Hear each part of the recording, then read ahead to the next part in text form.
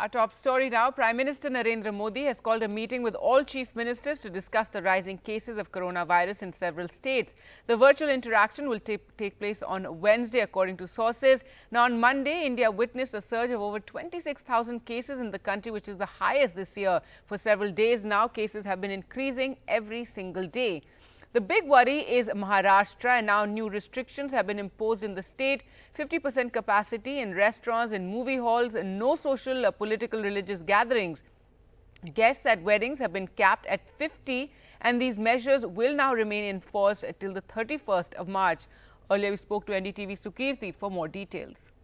Well, the centre has been very concerned, and this is something even the head of the Vaccine Administration Committee as well as the NDTV Aayog member Dr. V.K. Paul had recently said when he had started talking about the kind of lockdowns that Maharashtra is witnessing.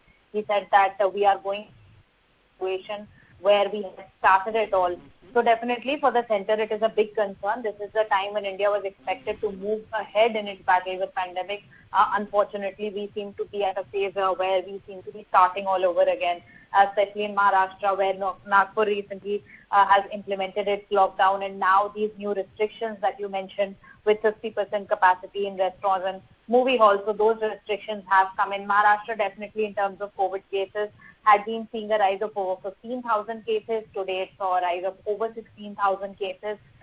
So the kind of lockdowns that have been implemented in a few areas of Maharashtra looks like, those measures may become more extreme in the upcoming days, considering the way more and more restrictions are being imposed. If the cases do not come down, that is something that the state government would have to resort to, and that's something even Mr. Uddhav Thackeray had warned against. He had said that if people do not wear their masks, if they do not follow social distancing, then you will compel us to enforce a lockdown, and that's something you shouldn't want to happen.